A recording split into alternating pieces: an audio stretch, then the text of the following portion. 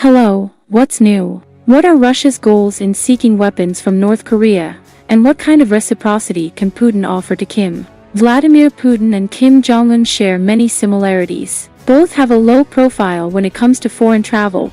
The Russian leader has not left his country all year, while Kim has gone without any trips for 4 years. Both Russia and North Korea have been identified as defiant states. Both countries face severe international sanctions. Both governments criticize the dominance of the United States. Often, the presence of a common adversary can foster greater closeness between leaders, and this is what is happening with Putin and Kim. Their relationship appears to be destined, if not in an ideal context, certainly within the framework of the geopolitical realities of 2023. A close relationship?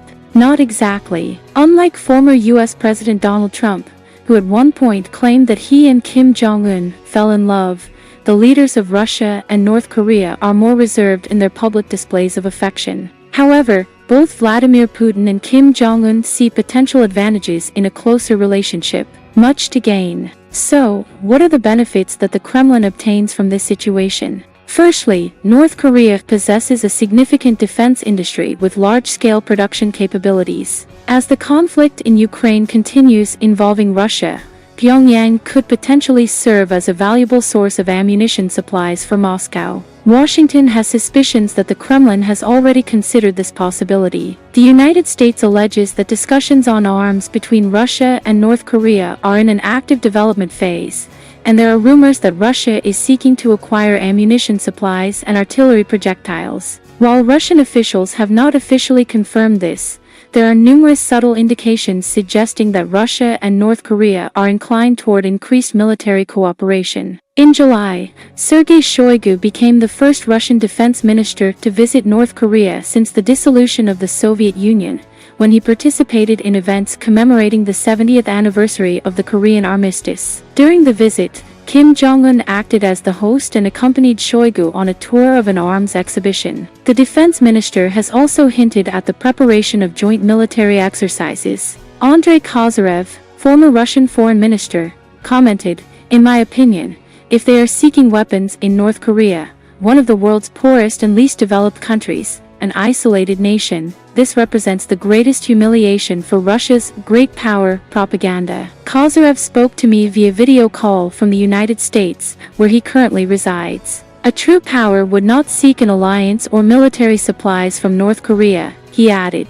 Sanctions. However, a power that is attempting to challenge the world order might consider it. With his large-scale invasion of Ukraine, Vladimir Putin signaled his intent to reshape the global order according to Russia's interests. Possible military cooperation with North Korea could be seen as another indication of this stance. An arms deal between Moscow and Pyongyang would represent a significant shift. Until recently, Russia had strongly supported the sanctions imposed by the United Nations Security Council against Pyongyang due to its nuclear weapons program. These sanctions, among other measures, included the prohibition of arms trade with North Korea. The Russian tabloid Moskovsky Komsomolets reminded its readers last week that Moscow had supported these United Nations Security Council resolutions. However, it also noted, "But that doesn't matter. A signature can be withdrawn." The newspaper quoted Fyodor Lukyanov, chairman of the Foreign and Defense Policy Council of Russia, who stated, "For a long time, we have wondered why Russia continues to comply with these sanctions. The entire system of international relations is in a state of complete chaos. Even though UN sanctions are legitimate and hard to deny, the situation has evolved. Why not consider the possibility of withdrawing our support?"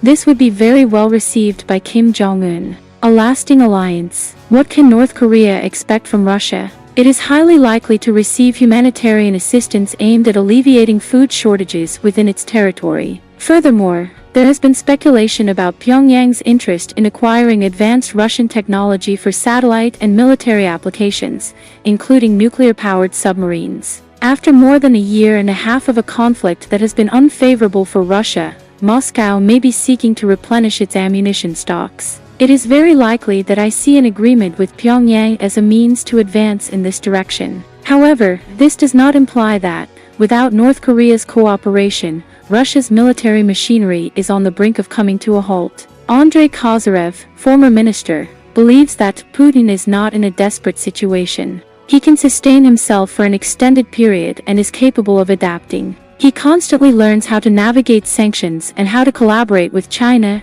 North Korea, and some regimes in Africa. This is not an alternative for the future, but it is for the present and possibly for the years to come. Comment on what you think about the news, like the video, and subscribe to the channel. If you find it necessary, you can share this video through your social media.